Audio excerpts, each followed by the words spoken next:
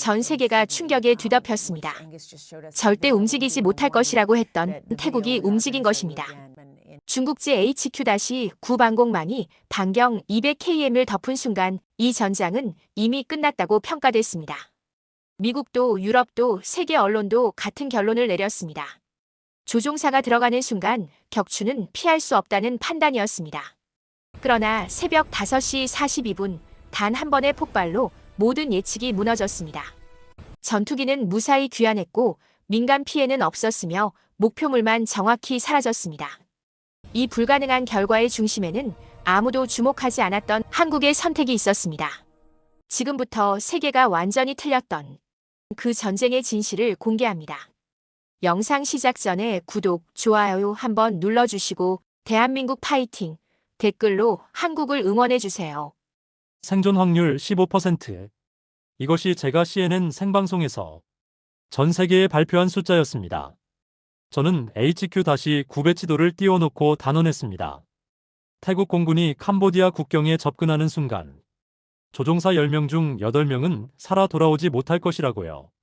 저는 마크 톰슨입니다. CNN 국제부 군사 전문 기자로 19년간 분쟁 지역에서 취재를 했습니다.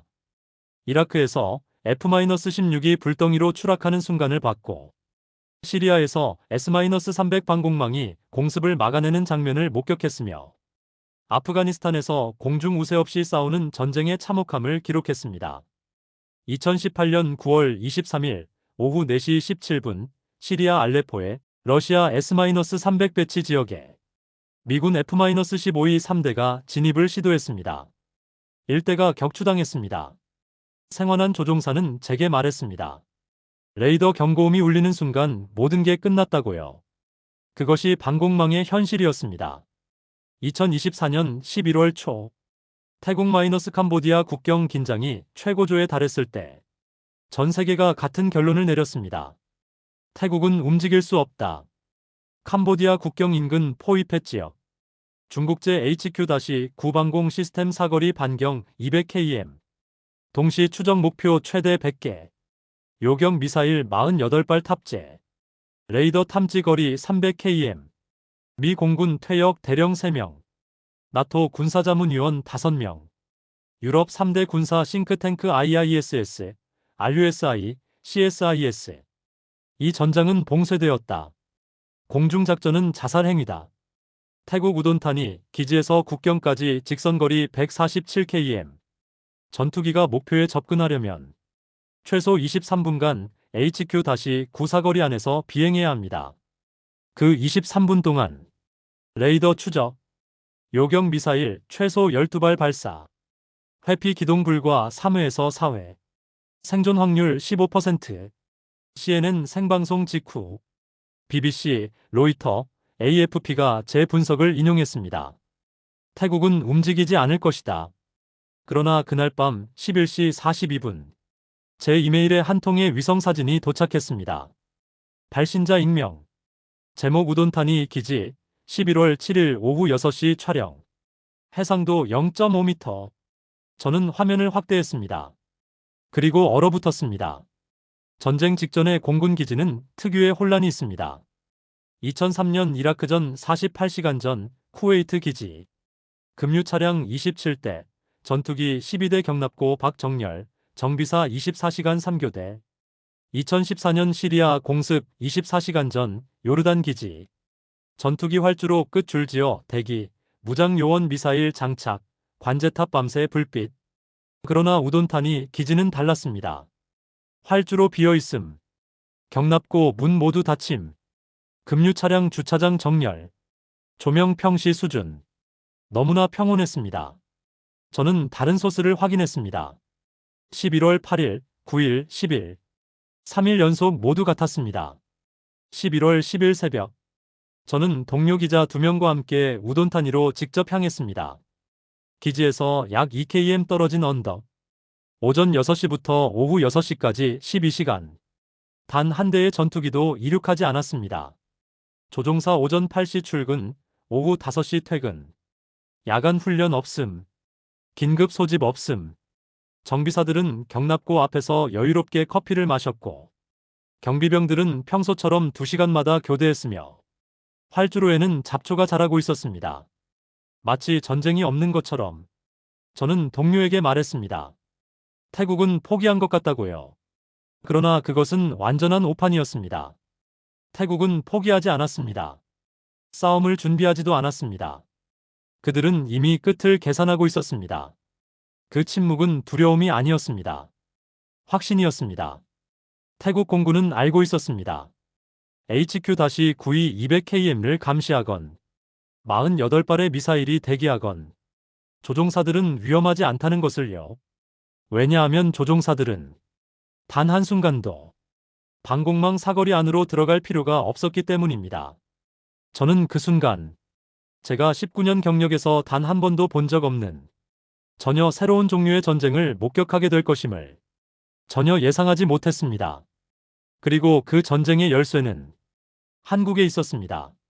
11월 12일 오전 10시 방콕 차이나타운 인근 호텔 회의실, 태국 국방부 주최 외신 기자 브리핑이 열렸습니다. 참석 인원 총 23명. CNN, BBC, 로이터, AFP, 알자지라, NHK. 브리핑 진행자는 태국 공군 수라체 대령. 경력 25년. F-16 조종시간 3200시간. 걸프전 참전 경력. 그는 단상에 올라 인사말도 없이 바로 시작했습니다. 우리는 싸우러 가지 않습니다. 지우러 갑니다. 순간 브리핑룸이 술렁였습니다. 저는 19년 동안 수백 명의 군인을 인터뷰했습니다. 그들은 항상 조심스러운 단어를 선택했습니다. 제압, 격퇴, 무력화, 억제. 전쟁에서 삭제라는 표현을 쓰는 군인은 거의 없었습니다. 존재 자체를 지운다는 의미였습니다. 로이터 기자가 손을 들었습니다. HQ-9 방공망에 대한 대응책이 있습니까? 수라체 대령의 답변은 짧았습니다. 방공망은 변수가 아닙니다. BBC 기자가 다시 물었습니다. 조종사들의 안전은 어떻게 보장합니까? 수라체 대령은 미소 지었습니다. 조종사들은 위험구역에 들어가지 않습니다. 그 순간 저는 그 말을 허세로 받아들였습니다. 200km 사거리 방공망을 변수가 아니라고 말하는 태도. 조종사들이 위험하지 않다고 단언하는 자신감. 경험 많은 기자의 눈에는 오만에 가까웠습니다. 저는 질문했습니다. 구체적으로 어떤 무기를 사용합니까? 수라체 대령은 잠시 침묵했습니다. 그리고 단 2글자를 말했습니다. KGB. 회의실이 조용해졌습니다. 23명의 기자 중 누구도 그 약자를 알지 못했습니다. AFP 기자가 물었습니다. 그게 무엇입니까? 수라체 대령이 답했습니다. 한국산 GPS 유도 활공 폭탄입니다. 그 순간 저는 속으로 웃었습니다. 한국산 무기.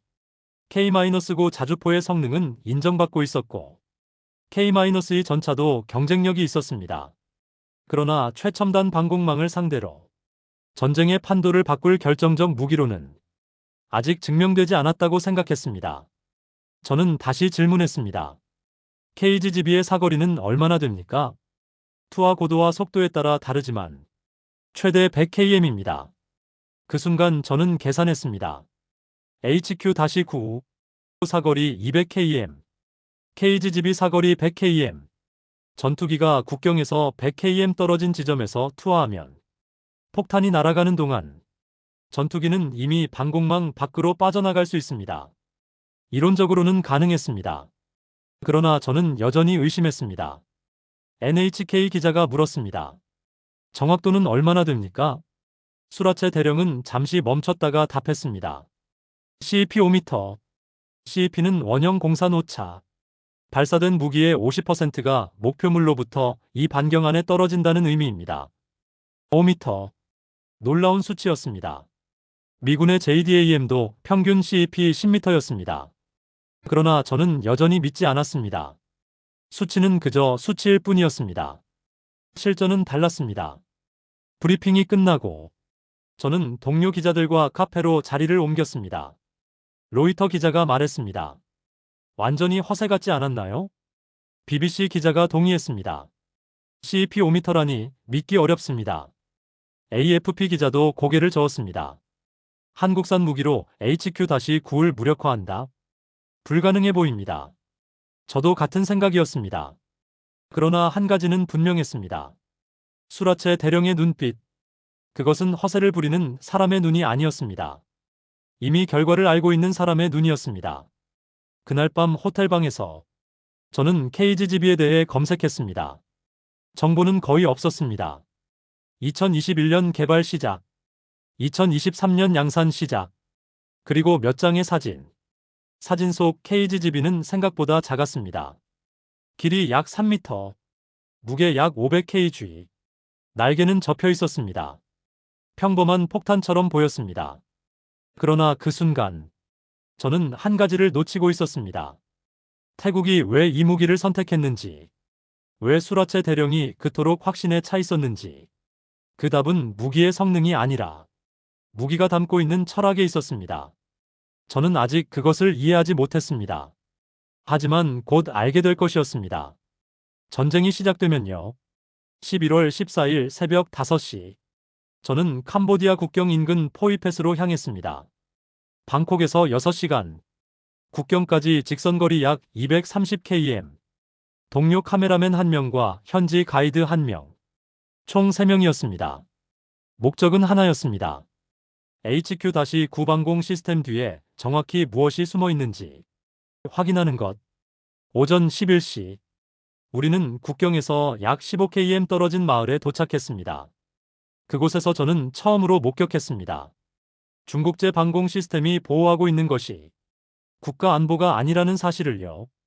국경 카지노 단지, 30층 규모의 호텔 건물 3개, 야외 수영장, 골프장, 쇼핑몰. 그러나 현지 가이드가 제게 말했습니다. 저곳은 카지노가 아닙니다. 감옥입니다. 가이드는 설명을 이어갔습니다. 매달 약 500명에서 700명이 저곳으로 들어옵니다.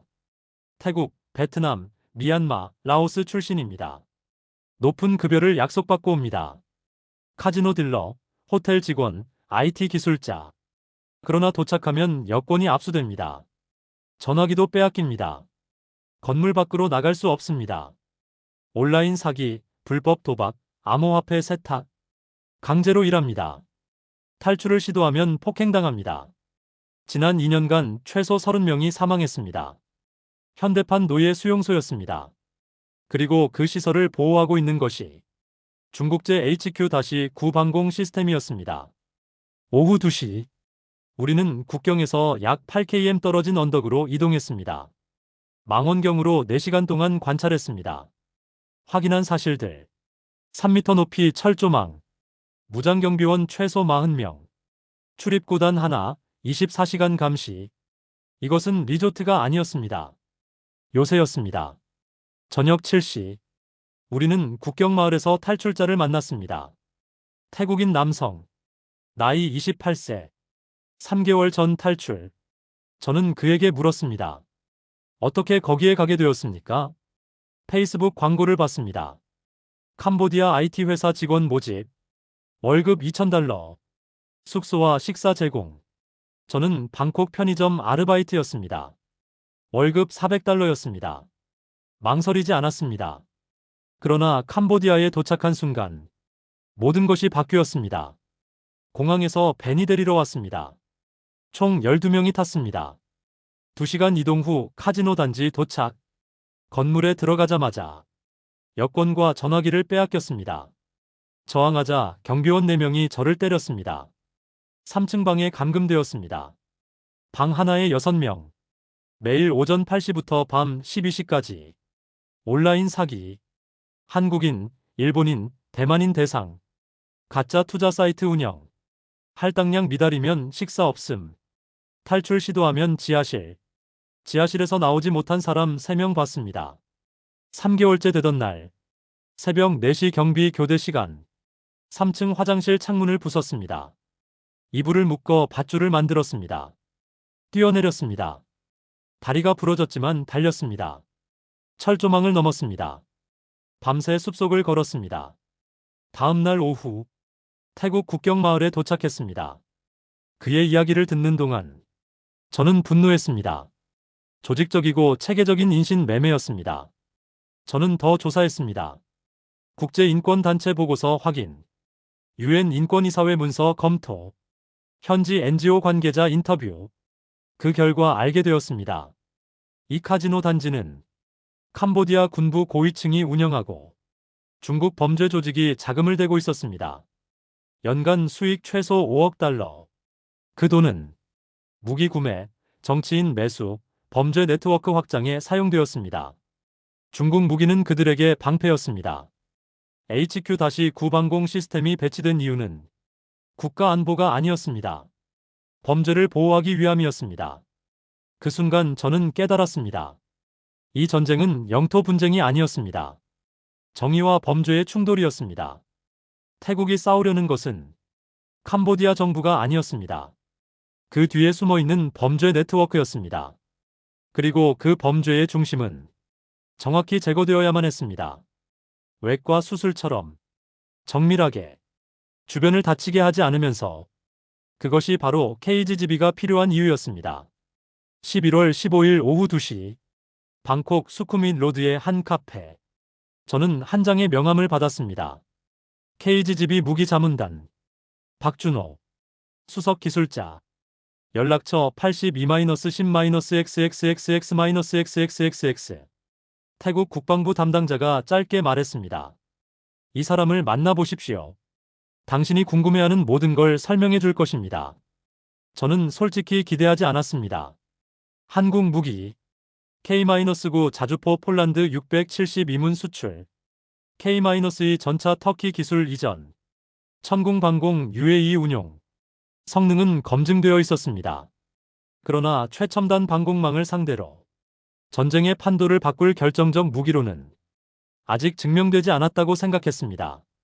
미국의 JDAM, 이스라엘의 SPIC, 프랑스의 AASM. 저는 19년 동안 이 무기들이 실전에서 사용되는 걸 봤습니다. 그리고 그 한계도 알고 있었습니다.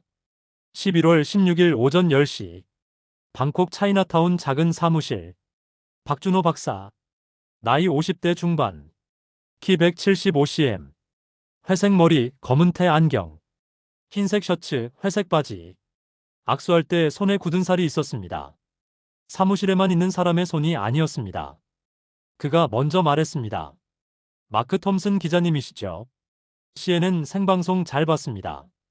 생존 확률 15%. 정확한 분석이었습니다. 당신이 의심하는 것은 당연합니다. 저였어도 믿지 않았을 겁니다. 노트북을 열었습니다. KGB 설계도가 나타났습니다. 저는 질문했습니다. 당신은 누구입니까? 저는 박준호입니다. ADD 국방과학연구소 출신. 경력 28년. KGB 개발 총책임자. 그리고 한국전쟁 참전용사의 손자입니다. 저는 멈췄습니다. 제 할아버지는 1951년 1월 4일 서울 후퇴작전에 참전하셨습니다. 육군 보병 제5사단. 당시 중국군 30만 명 남아 유엔군은 공중 지원 없이 후퇴. 할아버지는 말씀하셨습니다. 하늘이 비어 있으면 땅은 지옥이 된다고요. 그날 부대원 120명 중 살아남은 사람 17명이었습니다. 저는 침묵했습니다. 화면을 넘겼습니다. KGB 개발 연표. 2016년 12월 기획. 2021년 5월 첫 시험 비행. 2023년 1월 양산 승인. 7년이 걸렸습니다. 우리는 적을 이기기 위해 만든 게 아닙니다. 조종사를 살아서 돌아오게 하기 위해 만들었습니다. 그 한 문장이 제 19년 경력을 정면으로 부정했습니다. 저는 항상 생각했습니다. 무기는 적을 파괴하기 위해 존재한다고요. 더 빠르게, 더 강하게, 더 많이. 그것이 좋은 무기의 기준이라고 믿었습니다. 그러나 박준호 박사는 달랐습니다. 화면을 다시 넘겼습니다. KGB 시험 비행 데이터. 2021년 5월부터 2023년 12월까지 총 시험 비행 127회, 성공 124회, 실패 3회, 성공률 97.6%, 평균 비행거리 98.7km, 최대 비행거리 112.3km, 평균 CEP 4.8m, 미군 JDAM 평균 CEP 10m, 이스라엘 SPIC 평균 CEP 3m, KGB는 그 중간이었습니다. 그러나 차이가 있었습니다. JDAM 고도 1만 미터 투하, SPIC 고도 7,000m 투하, KGGB 고도 1만 2,000m 투하, 더 높은 고도, 더 먼 거리, 더 안전한 조종사, 그리고 같은 정확도. 어떻게 그게 가능합니까? 날개입니다. KGGB는 투하 후 날개를 펼칩니다. 날개 길이 3.2m, 활공비 128, 1m 낙하마다 28m 전진, 고도 1만 2,000m에서 투하하면 이론상 최대 112km를 날아갑니다. 저는 계산했습니다. HQ-9 사거리 200km, KGGB 사거리 112km, 전투기가 112km 떨어진 지점에서 투하하면 방공망 사거리 진입 안함. 완벽한 안전거리였습니다. GPS 신호 교란이 있다면요? 박준호 박사가 미소 지었습니다. 우리도 그것을 생각했습니다. KGGB는 GPS만 사용하지 않습니다.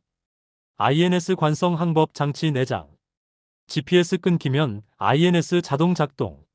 마지막 30초 동안 영상 유도 시스템이 목표물 식별. 3중 안전장치.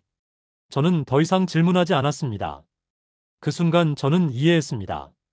이것은 단순한 무기가 아니었습니다. 철학이었습니다. 전쟁을 이기는 것이 아니라 사람을 살리는 것. 그것이 한국 무기의 출발점이었습니다. 11월 17일 오전 9시 방콕 돈무항 공군 기지. 박준호 박사가 저를 초대했습니다. 실제 작전 시뮬레이션을 보여주겠다고요. 저는 카메라맨과 함께 기지로 향했습니다. 기지 내부 작전 계획실. 천장까지 닿는 대형 스크린 3개. 참석 인원 총 8명. 태국 공군 작전 참모 3명. KGGB 기술팀 2명. 박준호, 저와 카메라맨. 박준호 박사가 스크린을 켰습니다. 첫 번째 화면 우돈탄이 기지포 입팻 직선거리 147km. 두 번째 화면 HQ-9 방공망 빨간색 원, 반경 200km. 세 번째 화면 전투기 항로 파란색 선. 박준호 박사가 설명을 시작했습니다. 전투기 F-16, 고도 1만 2,000m, 속도 마하 0.85, 출발 후 12분, 국경에서 112km 떨어진 지점 도달. 여기서 KGGB 투하. 애니메이션 시작. 전투기 파란색 점. 천천히 전진. 12분 후 빨간색 원박 112km 지점에서 멈춤. 노란색 점 분리. KGGB. 저는 화면을 주시했습니다. 노란색 점 낙하 시작. 3초 후 양옆으로 날개 전개. 활공 시작. 노란색 점이 목표물을 향해 날아갔습니다. 낙하가 아니라 비행이었습니다. 저는 물었습니다. 저 폭탄은 엔진이 있습니까? 박준호 박사가 고개를 저었습니다. 없습니다. 순수 중력과 공기역 항만으로 비행합니다. 저는 믿기 어려웠습니다. 엔진 없이 112km를 날아간다? 고도 1만 2,000m. 공기 밀도 해수면의 25%. 공기 저항 매우 낮음. 날개 형상 글라이더. 양력대 항력 비율 281. 1m 낙하마다 28m 전진. 저는 화면을 계속 지켜봤습니다. 노란색 점은 천천히 전진. 고도 낮아짐, 수평거리 늘어남. 6분 후 빨간색 원 안으로 진입. HQ-9 방공망 사거리 내부였습니다. 저는 긴장했습니다. HQ-9 레이더가 KGGB 탐지. 그러나 추적 불가. 왜입니까?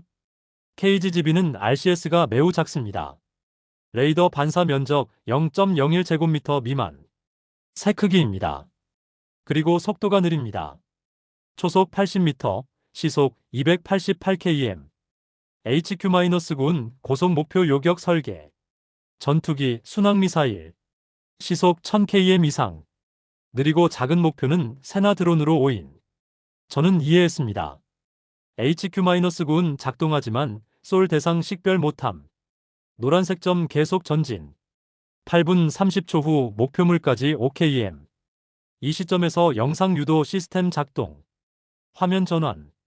카메라 시점. 흑백 영상. 건물 보임. 중앙 십자선. 카지노 단지 중앙 건물 가리킴. 십자선 고정. 영상 매칭 알고리즘. 사전 입력 영상과 실시간 영상 비교. 일치율 95% 이상 라곤. 라곤 후 추적. 9분 42초. 목표물 도달. 화면 하얗게 변함. 시뮬레이션 종료. 박준호 박사가 스크린을 껐습니다. 침묵이 흘렀습니다. 저는 천천히 말했습니다. 전투기는 단 한순간도 위험구역에 들어가지 않았습니다. 박준호 박사가 고개를 끄덕였습니다. 맞습니다. 112km 지점에서 투하하고 즉시 귀환. 방공망 사거리 진입 안함. HQ-9 작동. 레이더 돌아감. 미사일 대기. 그러나 쏠 대상 없음. 조종사 안전. 저는 그제서야 이해했습니다. 이것은 방공망 파괴 무기가 아니라 방공망 무력화 무기였습니다. 싸우지 않고 이기는 방법이었습니다. 저는 물었습니다. 이 작전의 성공 확률은 얼마나 됩니까? 태국 공군작전 참모가 답했습니다. 우리는 지난 3개월간 47회 시뮬레이션 실행. 성공 46회, 실패 1회.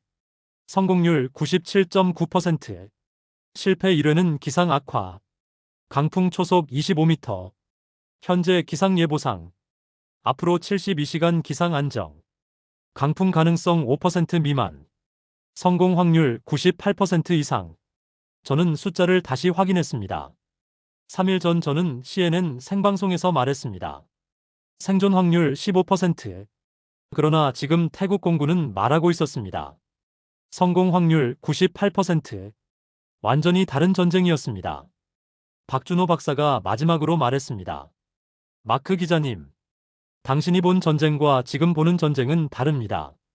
과거의 전쟁은 용기였습니다. 미래의 전쟁은 지혜입니다. 우리는 조종사에게 용기를 요구하지 않습니다. 우리는 조종사를 집으로 돌려보냅니다. 안전하게, 확실하게, 살아서. 그 순간 저는 깨달았습니다. 한국이 만든 것은 무기가 아니었습니다. 전쟁의 새로운 문법이었습니다. 11월 18일 새벽 4시 47분. 태국 우돈타니 공군기지. 저는 관제탑 3층 관찰실에 있었습니다. 태국 국방부가 외신 기자 5명을 초대했습니다. CNN, BBC, 로이터, AFP, 그리고 저. 작전명 선셋. 목표 포이펙 국경 카지노 단지 중앙 건물. 시간 새벽 5시 정각. 투입 F-16 전투기 1대. 무장 KGB 1발. 관제실 안은 침묵이었습니다. 태국 공군 사령관이 마이크를 들었습니다. 콜사인 선셋-1, 이륙허가. 무전기에서 조종사의 목소리가 들렸습니다. 선셋-1, 이륙합니다. 새벽 4시 52분. 활주로 끝에서 F-16 엔진 소리가 울렸습니다. 제트 엔진 최대 추력. 20초 후 이륙. 저는 창밖을 주시했습니다. 전투기가 활주로를 질주했습니다. 속도가 붙었습니다. 앞바퀴가 떴습니다. 이륙. 전투기가 하늘로 올라갔습니다. 불빛이 점점 작아졌습니다. 그리고 어둠 속으로 사라졌습니다. 관제실 대형 스크린에 비행 경로가 나타났습니다. 파란색 점 조종사 위치. 빨간색 원 HQ-9 방공망. 노란색 선 계획 항로. 저는 시계를 확인했습니다. 새벽 4시 54분. 조종사가 보고했습니다. 고도 8,000m 통과. 상승 중. 4시 58분. 고도 1만 미터 통과. 4시 59분. 고도 1만 2,000m 도달. 순항속도 마하 0.85. 새벽 5시 정각. 저는 숨을 참았습니다. 조종사가 보고했습니다. 투하 지점 30초 전. 관제실이 조용해졌습니다. 20초. 10초. 5, 4, 3, 2, 1. 무기 투하. 스크린에서 파란색 점이 멈췄습니다. 작은 노란색 점이 분리되었습니다. KGB 투하 완료. 조종사가 즉시 보고했습니다. 선셋-1 귀환합니다. 파란색 점이 반대 방향으로 움직였습니다. 빨간색 원에서 멀어졌습니다. 저는 노란색 점을 주시했습니다. KGB가 낙하하고 있었습니다. 관제실 부사령관이 말했습니다. 날개 전개 예정 시각 3초 후. 3초가 지났습니다. 텔레메트리 신호 확인. 날개 전개 완료. 활공 개시. 노란색 점이 목표물을 향해 전진하기 시작했습니다. 저는 시계를 다시 확인했습니다. 5시 1분 23초. 관제실에서 카운트다운이 시작되었습니다. 목표물까지 예상 도달 시간 9분 19초. 저는 계산했습니다. 5시 10분 42초 착탄 예정. 노란색 점은 천천히 이동했습니다. 빨간색 원 안으로 진입했습니다. HQ-9 방공망 사거리 내부. 저는 긴장했습니다. 그러나 관제실은 침착했습니다. 5시 3분. 목표물까지 7분. 5시 5분. 목표물까지 5분. 5시 8분. 목표물까지 2분. 관제실 스크린이 전환되었습니다. 카메라 시점으로 바뀌었습니다. 흑백 영상. 건물이 보였습니다. 30층 높이 중앙 건물. 카지노 단지. 중앙에 십자선이 나타났습니다. 건물 중심을 가리켰습니다. 십자선이 고정되었습니다. 영상 유도 락온 완료. 5시 10분. 목표물까지 30초. 저는 숨을 멈췄습니다. 20초. 건물이 점점 커졌습니다. 10초. 십자선이 건물 중앙에 정확히 고정. 5초. 화면이 하얗게 변했습니다. 그리고 검게 변했습니다. 신호 끊김. 침묵이 흘렀습니다. 5초. 10초. 15초. 관제실 부사령관이 보고했습니다. 위성 영상 수신 중. 대형 스크린에 새로운 화면이 나타났습니다. 위성에서 촬영한 카지노 단지. 중앙 건물이 무너지고 있었습니다. 건물 중심부에서 연기가 올라왔습니다. 30층 구조물이 천천히 무너졌습니다. 먼지 구름이 주변을 덮었습니다. 그러나 주변 건물들은 멀쩡했습니다. 좌측 건물 손상 없음. 우측 건물 손상 없음. 정확히 중앙 건물만 타격되었습니다. 관제실 사령관이 선언했습니다. 작전 성공. 목표물 제거 확인. 부수적 피해 없음.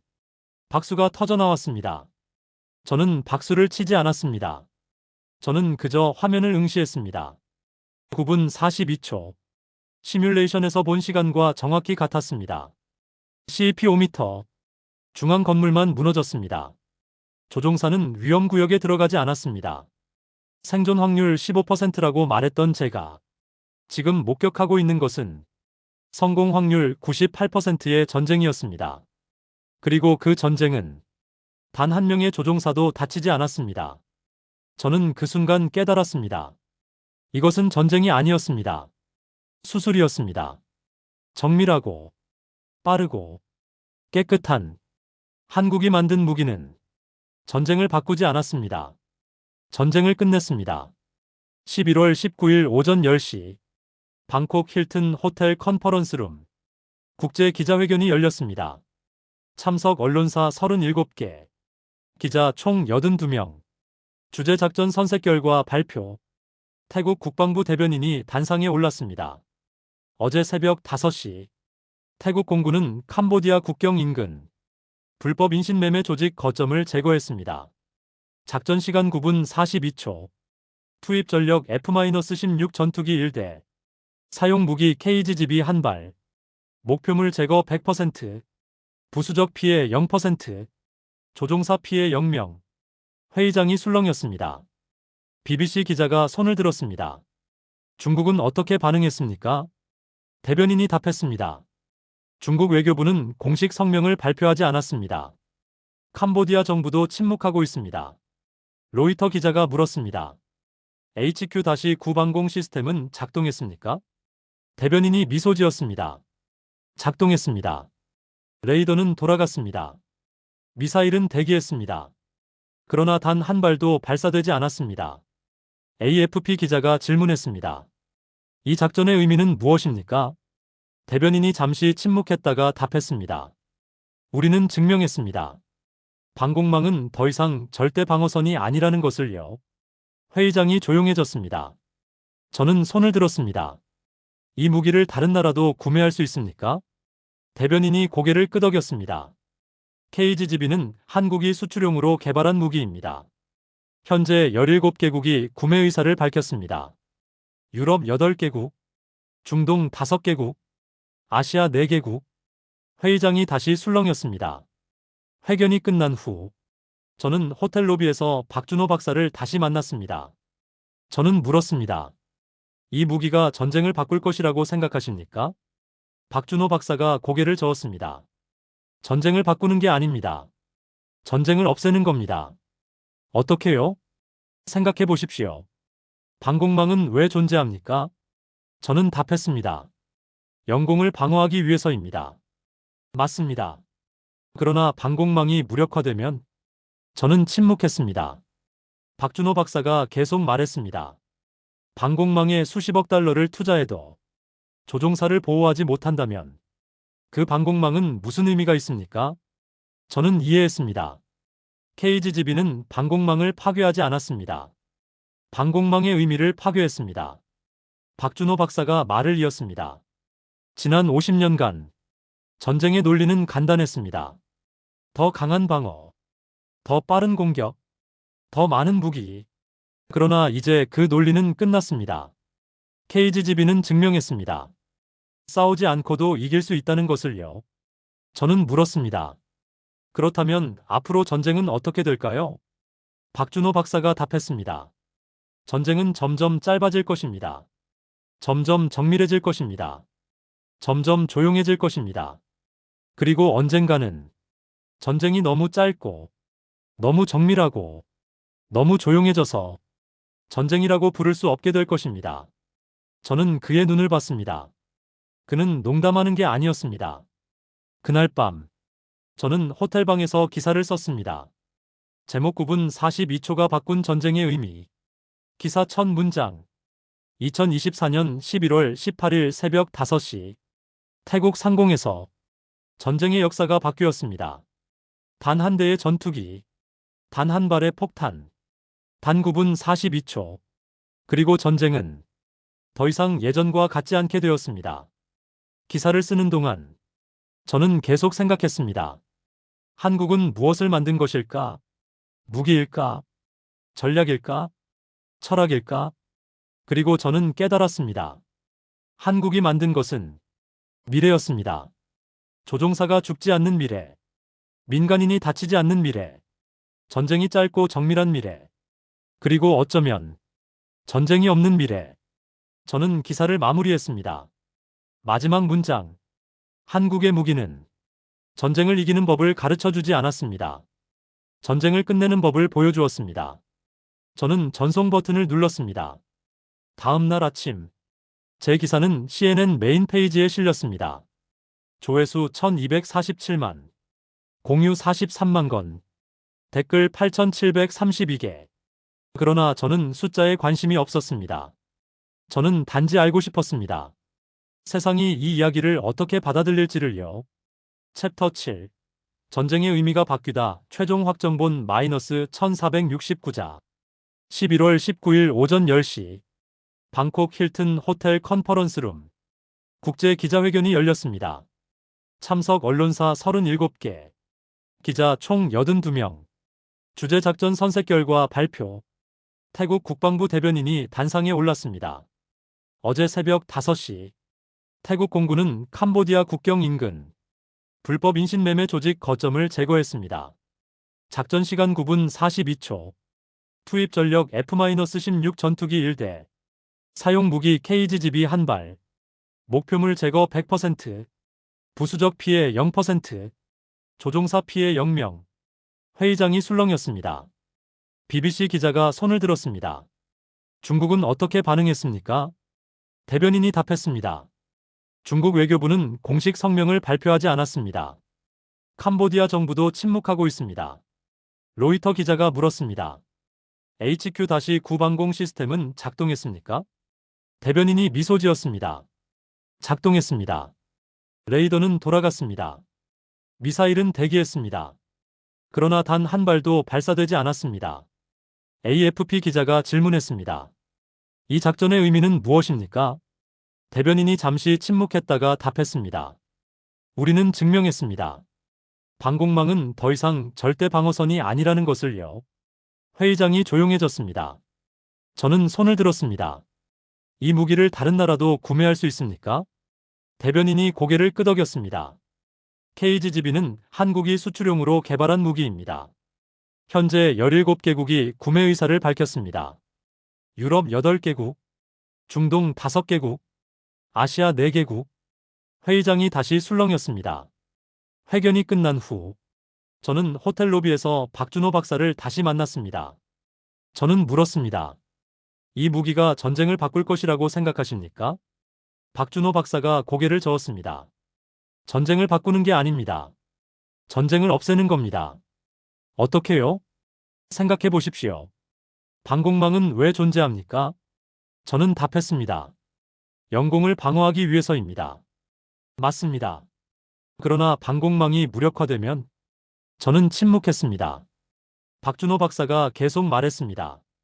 방공망에 수십억 달러를 투자해도 조종사를 보호하지 못한다면 그 방공망은 무슨 의미가 있습니까? 저는 이해했습니다. KGGB는 방공망을 파괴하지 않았습니다. 방공망의 의미를 파괴했습니다. 박준호 박사가 말을 이었습니다. 지난 50년간 전쟁의 논리는 간단했습니다. 더 강한 방어, 더 빠른 공격, 더 많은 무기. 그러나 이제 그 논리는 끝났습니다. KGGB는 증명했습니다. 싸우지 않고도 이길 수 있다는 것을요. 저는 물었습니다. 그렇다면 앞으로 전쟁은 어떻게 될까요? 박준호 박사가 답했습니다. 전쟁은 점점 짧아질 것입니다. 점점 정밀해질 것입니다. 점점 조용해질 것입니다. 그리고 언젠가는 전쟁이 너무 짧고, 너무 정밀하고, 너무 조용해져서 전쟁이라고 부를 수 없게 될 것입니다. 저는 그의 눈을 봤습니다. 그는 농담하는 게 아니었습니다. 그날 밤, 저는 호텔방에서 기사를 썼습니다. 제목 9분 42초가 바꾼 전쟁의 의미. 기사 첫 문장. 2024년 11월 18일 새벽 5시. 태국 상공에서 전쟁의 역사가 바뀌었습니다. 단 한 대의 전투기, 단 한 발의 폭탄, 단 9분 42초. 그리고 전쟁은 더 이상 예전과 같지 않게 되었습니다. 기사를 쓰는 동안 저는 계속 생각했습니다. 한국은 무엇을 만든 것일까? 무기일까? 전략일까? 철학일까? 그리고 저는 깨달았습니다. 한국이 만든 것은 미래였습니다. 조종사가 죽지 않는 미래, 민간인이 다치지 않는 미래, 전쟁이 짧고 정밀한 미래, 그리고 어쩌면 전쟁이 없는 미래. 저는 기사를 마무리했습니다. 마지막 문장. 한국의 무기는 전쟁을 이기는 법을 가르쳐 주지 않았습니다. 전쟁을 끝내는 법을 보여주었습니다. 저는 전송 버튼을 눌렀습니다. 다음 날 아침, 제 기사는 CNN 메인 페이지에 실렸습니다. 조회수 1247만, 공유 43만 건, 댓글 8732개. 그러나 저는 숫자에 관심이 없었습니다. 저는 단지 알고 싶었습니다. 세상이 이 이야기를 어떻게 받아들일지를요.